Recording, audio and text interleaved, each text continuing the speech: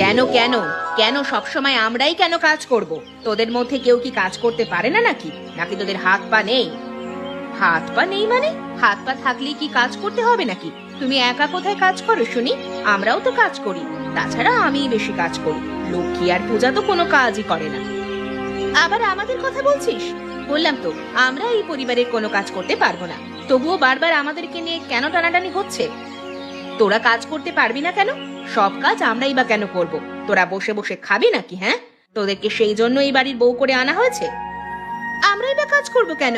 আমাদের স্বামীরা পরিবারে বেশি টাকা দেয়, তাহলে আমরা কেন দাসীর মতো খাটবো? তাহলে আমরা কাজ করব কেন? আমাদের স্বামীরা কি টাকা দেয় না? অবশ্যই দেয়।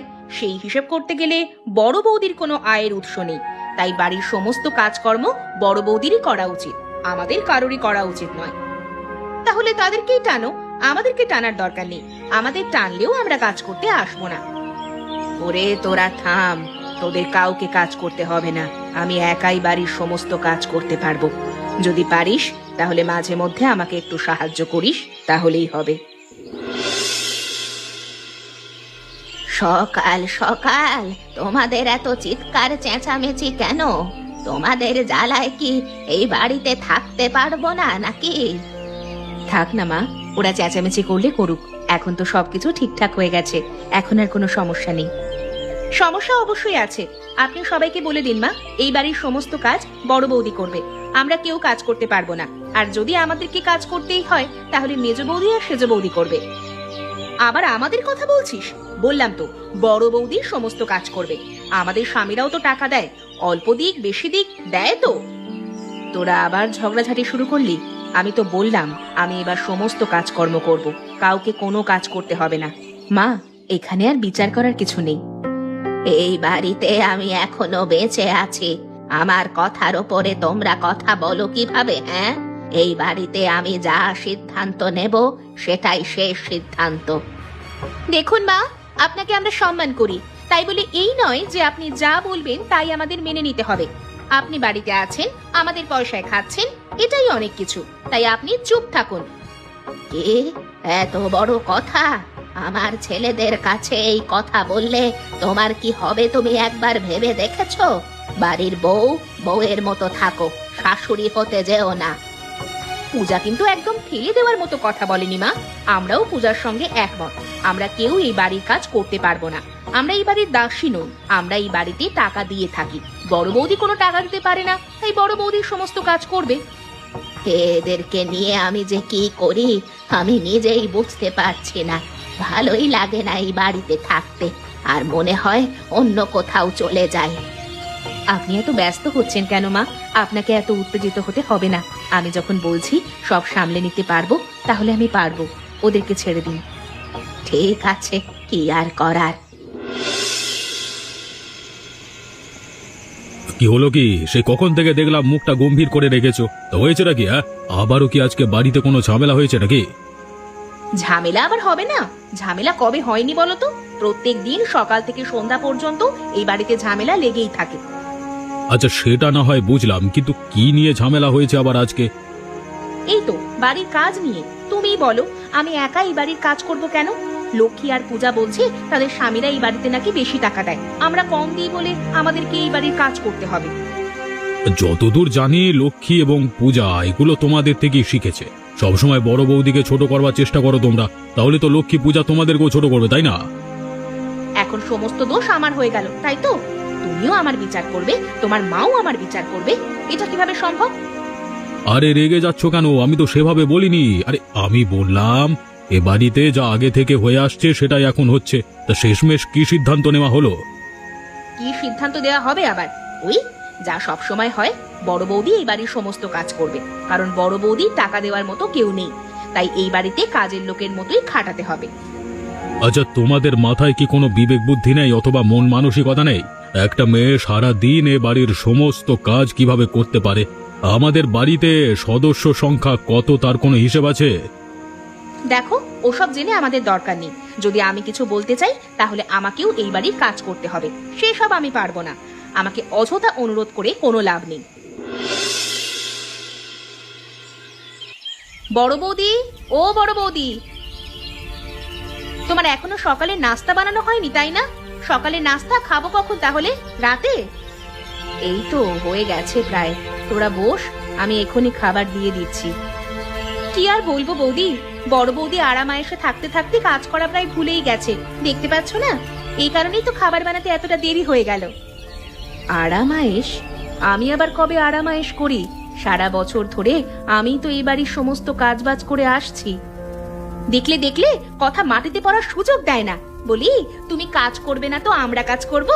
তোমার যে কাজের শ্রী, সকালেরটা দুপুরে যাও, দুপুরেরটা রাতে, রাতেরটা তো খাওয়াই হয় না।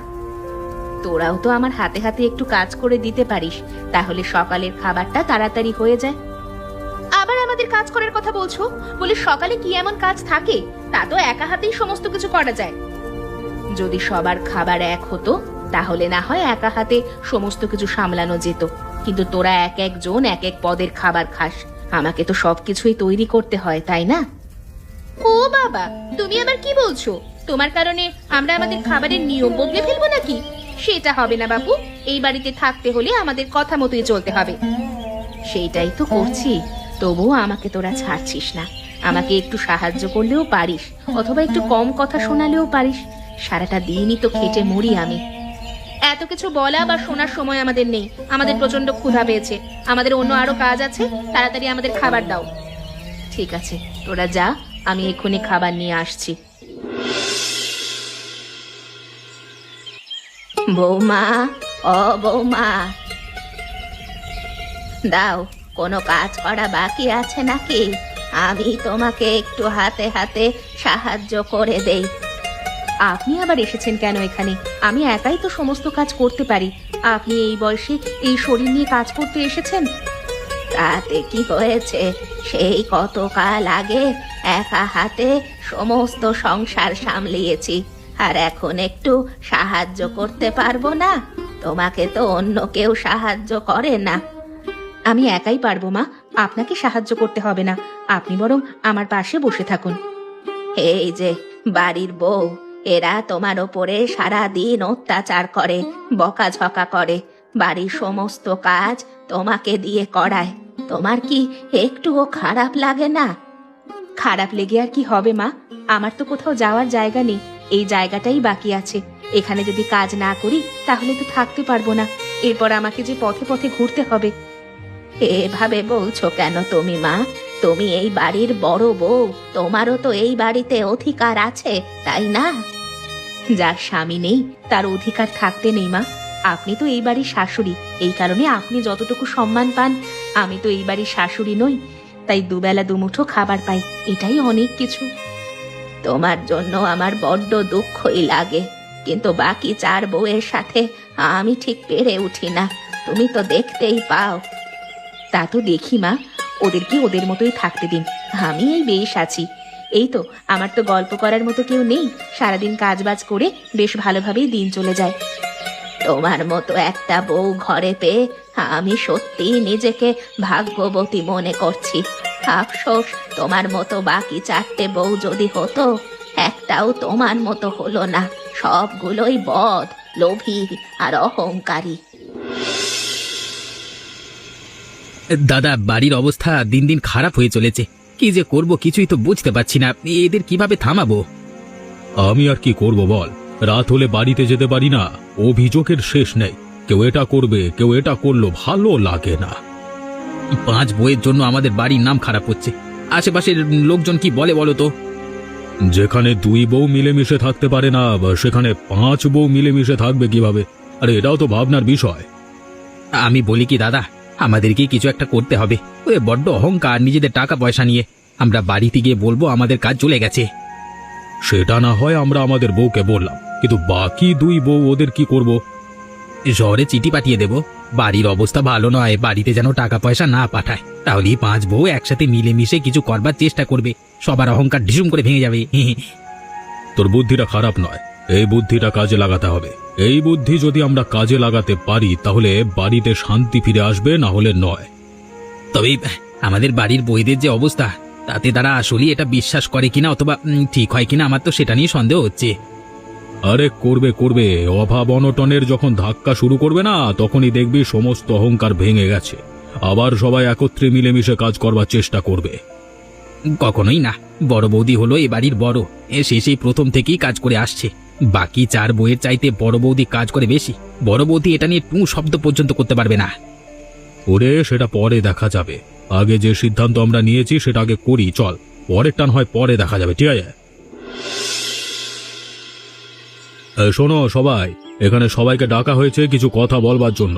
এবার যদি এ কথা বলবার মাঝখানে কেউ ঝগড়া শুরু করেছো না, তাহলে সবার খবর আছে বলে দিলাম। আমি এখানে বড়, তাই আমার কথা মানতে হবে। ঠিক আছে দাদা, আপনি বলুন, আমরা সবাই শুনছি। আমরা কেউ কোনো ঝামেলা করব না।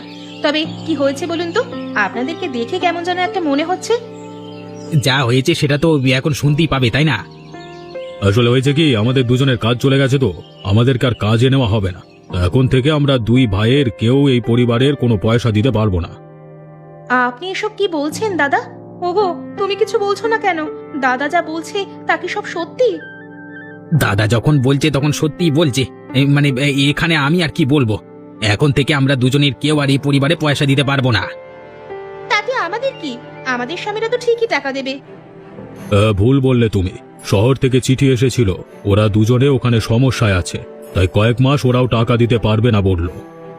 তাহলে এই সংসারে যদি কেউ টাকাই না দিতে পারে, তাহলে এতগুলো লোকজনকে এই সংসারে খাওয়াবো কি আমি? তুমি চিন্তা করো না, কয়েকটা দিনের তো ব্যাপার, তারপর সবকিছু ঠিক হয়ে যাবে। আমরা 2 ভাই কিছু করবার চেষ্টা করছি, তোমরা সবাই কিছু না কিছু করবার চেষ্টা করো, তাহলেই ভালো হবে। হায় ওপরওয়ালা, এমনিতেও এই পরিবারের যন্ত্রণার শেষ নেই, আর এখন এই বিপদ শুরু হয়েছে। কবে যে এই সংসারটা সমস্ত অশান্তি থেকে রক্ষা পাবে কে জানে। চিন্তা করবেন না মা, আমরা সবাই তো আছি, সবাই মিলে কিছু একটা করে ফেলবো। এবার আমরা কি করব শুনি? এবার তো আমাদের হাতে কিছুই করার নেই। ঘরে টাকা পয়সা আসবে কিভাবে? আমরা তো যেমন আগে জীবন কাটিয়েছি, এখন তো তাও পারবো না। আমারও তো একই কথা। তাহলে কি আমাদের কিছু করা উচিত? না হলে আমাদের জীবনটাই দুর্বিষহ হয়ে পড়বে। দাদা আর আদিত্য কিছু তো করার চেষ্টা করছে। শহরে যে খবর পাঠাবো তারও উপায় নেই। ওরাই তো নাকি সমস্যায় আছে। কি সমস্যায় আছে কে জানে? কবে বা টাকা পাঠাতে পারবে তা কে জানে? দেখা যাবে কয়েকদিন পরে হয়তো আমাদেরকে এই শহরে টাকা পাঠাতে হবে ওদের সমস্যার জন্য। আচ্ছা, আমি বলি কি, আমরা 5 বউ মিলে যদি কিছু একটা করতে পারি, তাহলে আমাদের সংসারটা খুব ভালোভাবেই চলবে। যদি তোরা রাজি থাকিস, তাহলে এরকম কিছু একটা করা যায়। আমি অবশ্য রাজি আছি, বাকিদের কথা ঠিক বুঝতে পারছি না। সবাই যদি রাজি থাকে তাহলে এখানে আপত্তি করার কি আছে? তবে মায়ের সাথে আগে পরিকল্পনা করতে হবে। পরিকল্পনা করার পর কিছু একটা করা উচিত। অবশ্যই মায়ের সাথে পরামর্শ করে তারপরে আমরা কিছু একটা করব। তবে সবাইকে কিন্তু সাথে থাকতে হবে। এখানে যদি তোরা বলিস যে আমাকে একা সবকিছু করতে হবে, তবে কিন্তু হবে না। না না, এবার আর আমরা কিছু বলবো না। এবার তুমিও যা, আমরাও তাই। বেশ, তাহলে আর অপেক্ষা করে লাভ নেই, আমাদেরকে কিছু একটা করতে হবে। যতদিন না পর্যন্ত এই বাড়ির ছেলেদের উপার্জনের কোনো পথ হয়, ততদিন তাদেরকে অবশ্যই উপার্জনের জন্য চেষ্টা করতে বলবি। তা তো আমরা বলতেই থাকবো। প্রার্থনা করি যেন এই সংকটময় পরিস্থিতি খুব তাড়াতাড়ি কেটে যায়, আর আমরা আবার আগের মতো ভরা সংসারে ফিরে আসি। তাহলে তোমরা বলছো তোমরা নিজেরাই কিছু করতে চাইছো, তাই তো? আর আমার কাছে এসেছো তোমরা পরামর্শের জন্য? একদমই। তাছাড়া আমরা যদি এখন কিছু না করি, তাহলে সংসারটা কোনোভাবেই চলবে না।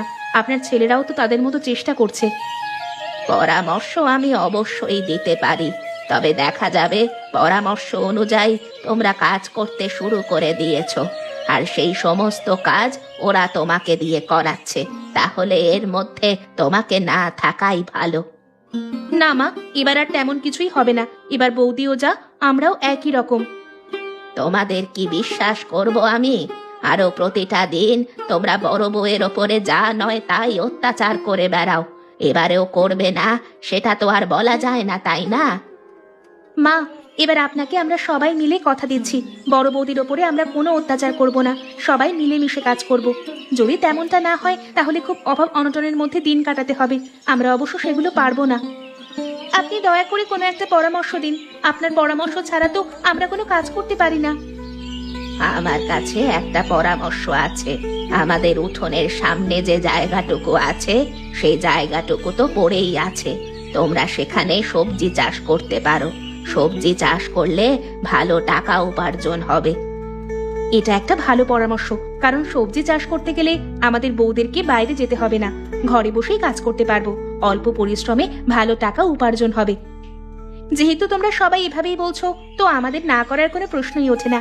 আমারও মনে হয় এই কাজটাই সঠিক হবে। আমরা না হয় সবজি চাষই করব, বাড়ির ছেলেরা না হয় গিয়ে বিক্রি করে আসবে। তাহলে আর কি, আগামীকাল থেকেই না হয় শুরু করে দেওয়া যাক। আমার কাছে কিছু টাকা আছে, সেই টাকা দিয়ে তোমরা আগে শুরু করো। তবে হ্যাঁ, সবজি চাষের পরে কিন্তু আমাকে সে সমস্ত টাকা ফেরত দিতে হবে। আপনি চিন্তা করবেন না মা, আপনার টাকা আপনাকে ফেরত দেওয়া হবে। এখন আপনার থেকে ধার হিসেবেই আমরা টাকাটা নিচ্ছি। দেখ, সবার মধ্যে বড় বৌদি বড় হলেও তার নিজস্ব কোনো সংসার নেই, তাই তার তেমন কোনো খরচও প্রয়োজন নেই। তার অল্প টাকা নিলেই চলবে। তারপরে সবার মধ্যে বড় আমি, আমার বড় সংসার, তাই আমাকেই বেশি টাকা নিতে হবে। তুমি বেশি টাকা নেবে কেন? তোমার যা সংসার আমাদেরও একই সংসার। তোমাদের ঘরে যা আছে আমাদের ঘরেও সেই একই মানুষ আছে। একই মানুষ আছে মানে? তোর স্বামী ভালো টাকা উপার্জন করে, তাও আবার শহরে থাকে। বাড়িতে থাকিস তুই একা, তাহলে তোর এত টাকার কিসের প্রয়োজন? হ্যাঁ, কয়েক মাস পরে তোর স্বামী তো ভালো টাকাই উপার্জন করবে। ভালো টাকা উপার্জন করলে কি হবে? তখনকার হিসেব তখন করব, এখনকার হিসেব এখন। আমাদেরকেই বেশি টাকা দিতে হবে। আমারও একই কথা, আমাদেরকেই এখন বেশি টাকা দিতে হবে। আগেও আমরা ভালোভাবে ছিলাম, এখনো আমরা ভালোভাবেই থাকবো। তোমরা যেমন ছিলে সেইভাবেই ভাগ পাবে। ঠিক এই কারণেই আমি এদের সবাইকে মিলে কাজ করতে বারণ করেছিলাম। হলো তো আমার কথা। এরা 5 জন কোনোদিন মিলেমিশে থাকতে পারবে না। তোরা ঝগড়াঝাটি করিস না। আমার যে টাকা ভাগে আসে সেটা তোরা সবাই ভাগ করে নিয়ে যা।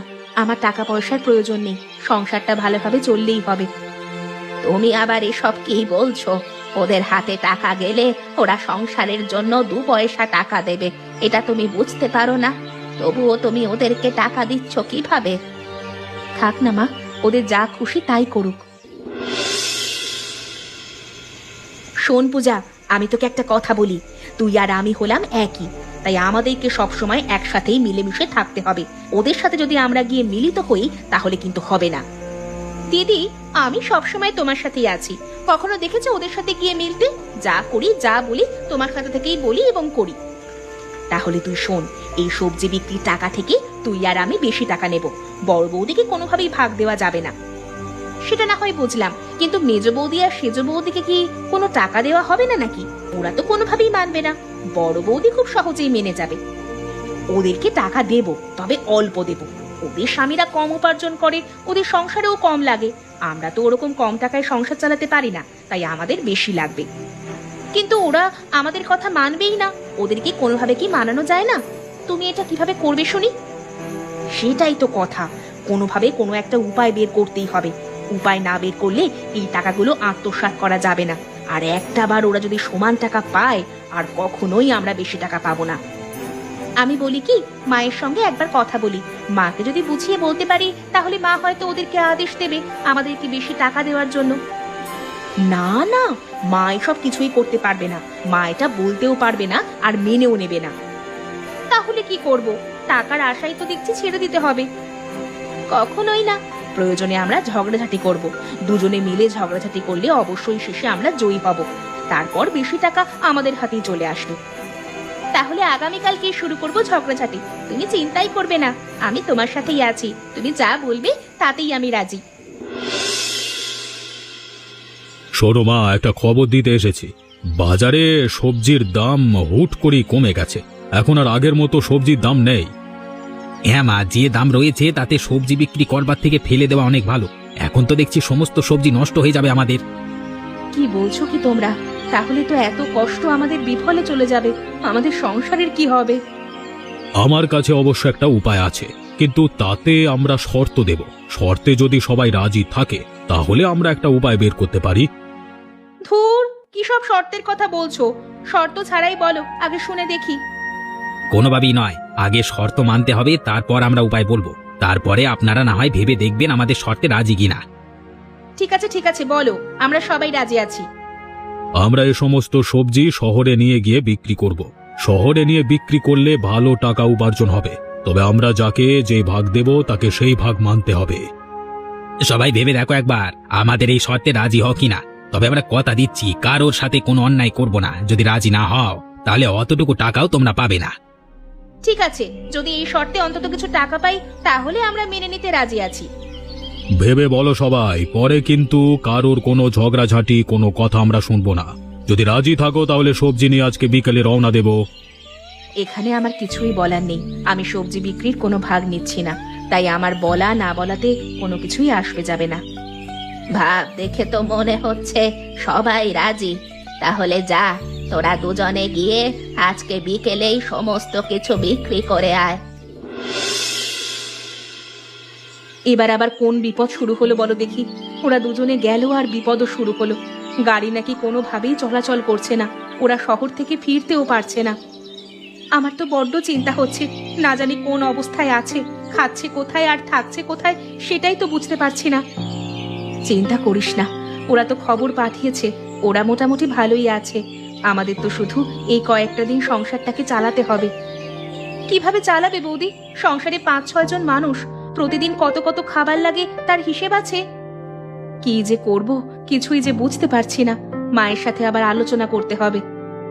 এবার তো আমার আরো বড্ড ভয় করছে, জগদীশ দাদা আর আদিত্য দাদা টাকা নিয়ে পালিয়ে যায়নি তো আবার? কি রে পোড়ামুখী, তুই আবার এসব কি কথা বলছিস? ওরা কি বাইরের কেউ? ওরা আমাদের ঘরের মানুষ, ওদের ব্যাপারে এসব কথা বলতে মুখে বাঁধে না? আরে আরে, আমার উপরে এত ক্ষেপে যাচ্ছ কেন? আমি তো এমনি কথার কথা বলেছি, রেগে যেও না দয়া করে, এখন রেগে যাওয়ার সময় নয়। তাহলে তুই চুপ করে থাক, তোর মুখ থেকে যেন আর একটা কথা আমরা না শুনি। সব সময় উল্টোপাল্টা কথা না বললেও ওর হয় না। তোরা থামবি? যখনই একসাথে থাকিস তখনই ঝগড়াঝাটি শুরু করে দিস। লোকে কি বলবে এত ঝগড়াঝাটি করলে? তাহলে বৌদি তুমি বলো, এবার আমরা কি করব? আমাদের হাতে আর কোনো উপায় নেই, আর আমাদের মাথায় আর কোনো বুদ্ধিও নেই। কিছু তো একটা অবশ্যই করতে হবে। মায়ের সঙ্গে আলাপ আলোচনা করি আমি, দেখি মা কি বলে। ঠিক আছে, তাহলে আমরা বসে আছি কেন? চলো সবাই মায়ের কাছে যাই। মা, ও মা, আপনি এই ভর দুপুরবেলা শুয়ে আছেন কেন? কি হয়েছে আপনার? শরীর খারাপ নাকি? হ্যাঁ গো বৌমা, শরীরটা খুব খারাপ লাগছে। কেমন যে লাগছে আমি তোমাকে বোঝাতে পারবো না। কি বলছেন মা? তাহলে তো ডাক্তার ডাকতে হবে। বৌদি তুমি একটা কাজ করো, কোনো ডাক্তারকে খবর দাও, ডাক্তার এসে মায়ের চিকিৎসা করে যাবে। ডাক্তার ডাকতে তো পয়সা লাগবে, আমাদের কারো হাতে তো পয়সা নেই কোনো। পয়সা ছাড়া ডাক্তার আসবে না আর চিকিৎসাও করবে না। এসব নিয়ে চিন্তা করতে হবে না, আমার কাছে কিছু জমানো পয়সা আছে, আমি সেগুলো দিচ্ছি। কেউ ডাক্তারকে খবর দাও। এসব কি করছো বৌমা? ওই পয়সা তোমার, তোমার খারাপ সময় তুমি ওগুলো খরচ করবে। আমি সেজন্যই তো তোমাকে দিয়েছিলাম। মা, এর থেকে খারাপ সময় আমার মনে হয় আর কখনোই আসবে না। সংসারে টাকা পয়সা নেই, সংসার খরচের টাকা নেই, আপনি অসুস্থ, আর এই অবস্থায় আমি আমার কাছে টাকা জমিয়ে রাখবো? কখনোই না।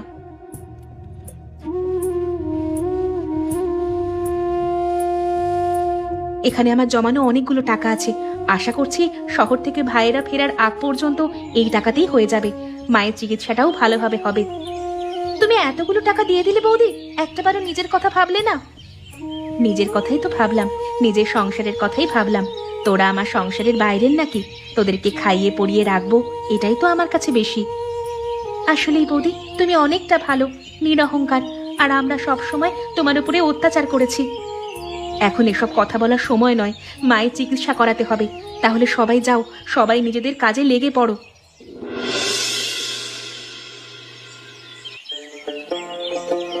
ভাই, তোমরা ফিরে এসেছো? এসো এসো, তোমাদের জন্যই তো অপেক্ষা করছিলাম। কি গো, তোমাদের বিক্রি করা হলো? সেই কবে গেলে আর কবে ফিরে এলে বলো তো? আমরা তো তোমাদের জন্য অনেক চিন্তা করছিলাম। আরে আরে, এত চিন্তা করতে হবে না, আমরা তো ফিরে এসেছি, ভাইদের সাথে দেখা করতে এসেছি একদম। নাও এবার ভাগাভাগির পালা এসেছে, সবাই এসো আর সবার টাকা ভাগ করে দেবো। চলে এসো চলে এসো ভাই। আমাদের আর ভাগাভাগি করার কোনো প্রয়োজন নেই, সমস্ত টাকা সংসারেই খরচ করা হোক, আমাদের আলাদা কোনো টাকার প্রয়োজন নেই। একদম ঠিক, কখনো কখনো আমরা পরিকল্পনা করেছিলাম আমরাই যেন বেশি টাকা পাই, বড় বৌদিকে কোনো টাকাই দেওয়া হবে না। আর এখন আমরা বুঝতে পেরেছি বড় বৌদি ছাড়া আমাদের সংসারটা কোনোভাবেই চলবে না। সমস্ত টাকা বড় বৌদির কাছে দেওয়া হোক। আমরাও একমত। আর আমরা কথা দিচ্ছি এরপর আর কখনোই ঝগড়াঝাটি করব না, বাড়ির সমস্ত কাজে সাহায্য করব, আর কখনোই এই সবজি বিক্রির টাকা নিয়ে ভাগাভাগি করব না। যা, তাহলে তো সমস্যার সমাধান হয়ে গেল। শহরের সমস্যাও মিটে গেছে। ওরা বলেছে আগামী মাস থেকে ভালো টাকা পাঠাতে পারবে। আমরাও আমাদের কাজ ফিরে পেয়েছি। হ্যাঁ বাহ, তাহলে তো সব দিকে সব সমস্যা মিটে গেল। সংসারের সমস্যাও গেল, আবার বাইরের সমস্যাও গেল। আগেই বলেছিলাম সমস্ত বউয়েরা যদি একসাথে মিলেমিশে থাকে তাহলে সমস্ত সমস্যার অবসান ঘটবে।